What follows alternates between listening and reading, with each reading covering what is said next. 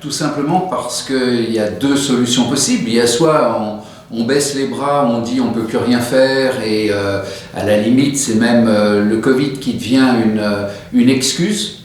Et puis les collectivités récupèrent l'argent qu'ils ne dépensent pas. Nous au contraire, avec l'équipe majoritaire du conseil municipal, on a souhaité poursuivre notre investissement dans la culture qui est comme notre investissement dans le patrimoine, dans le sport, qui est constant. Et aujourd'hui, eh bien, on s'est adapté. Pourquoi on s'est adapté? Parce que la culture, c'est pas binaire, c'est pas ça marche ou ça marche pas. La culture, il faut effectivement qu'il y ait des artistes qui puissent s'exprimer, qui puissent répéter, qui puissent être devant un public. Eh bien, on a choisi pour 2020, on a différé la date et on a fait, donc le festival de mars a été fait pendant les vacances de la Toussaint 2020. Et puis pour 2021, eh bien, comme on ne savait pas ce qui allait se passer, eh bien, on a fait les deux hypothèses. Soit effectivement de faire du présentiel, c'est-à-dire avec une salle ou sur le format de 2020 ou sur un format normal selon les conditions sanitaires, et en même temps, eh bien, d'imaginer tout un festival dans une petite commune comme Saint-Gervais, eh bien, qui va chez les gens pour que les spectacles puissent être vus aussi bien par les Saint-Gervelins, et cette fois-ci, ça c'est une nouvelle dimension, on va pouvoir voir le festival depuis Stockholm ou depuis Madrid. Donc on s'ouvre grâce aux effets de la pandémie, des effets qui sont aussi positifs, eh bien on a ouvert ce festival. Donc aujourd'hui, on sait qu'on ne peut pas le faire en présentiel, eh bien il faut s'abonner avec un prix très modique, c'est 60 € pour tous les spectacles du festival, donc c'est pas cher du tout, et si on veut en voir qu'un, c'est 12 €, et puis eh bien, que vive la culture, et puis que l'on puisse traverser positivement ces crises, qu'elles soient sanitaires ou qu'elles soient d'autre nature. Et comment ont réagi les artistes ?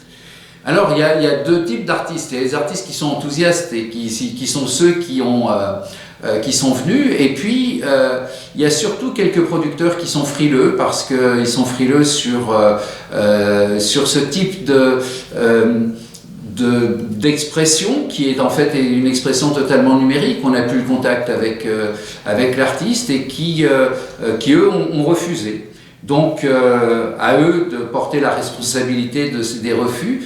Mais bravo à tous les artistes, toutes les productions, à Arthur Jugnot, à tout le jury qui est venu à Saint-Gervais pour y croire. Et puis ça va marcher. Et on a en plus cette année la télé du festival qui ne nécessite pas d'abonnement, qui est sur YouTube, sur aussi le Facebook du festival et qui est animée par Sandrine Quétier.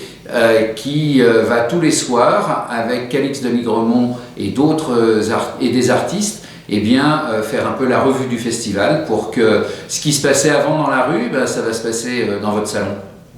Chose très importante aussi, l'argent que consacre la commune de Saint-Gervais à ce festival, il retourne dans l'économie locale pour une grande partie parce que cet argent, il est dépensé pour la restauration des artistes, pour l'hébergement des artistes, pour tout ce que l'on peut avoir comme activité avec les guides, avec plein de partenaires. Et donc on est quand même dans une certaine belle expression d'économie circulaire. L'impôt des Saint-Gervelins sert aux Saint-Gervelins. Et puis il fallait quand même aussi qu'on fasse un clin d'œil à toutes celles et tous ceux qui sont engagés dans la lutte contre la pandémie aux hôpitaux du Mont-Blanc. Donc on a pris l'initiative de leur offrir à tous, quelle que soit la fonction dans l'hôpital, du chirurgien à celle ou à celui qui nettoie à la blanchisserie ou dans les couloirs, une place pour la dernière soirée, la soirée de gala avec la remise des prix. Donc ils vont recevoir chacun un code pour pouvoir se connecter vendredi soir et assister depuis chez eux à la soirée de gala ou depuis l'hôpital.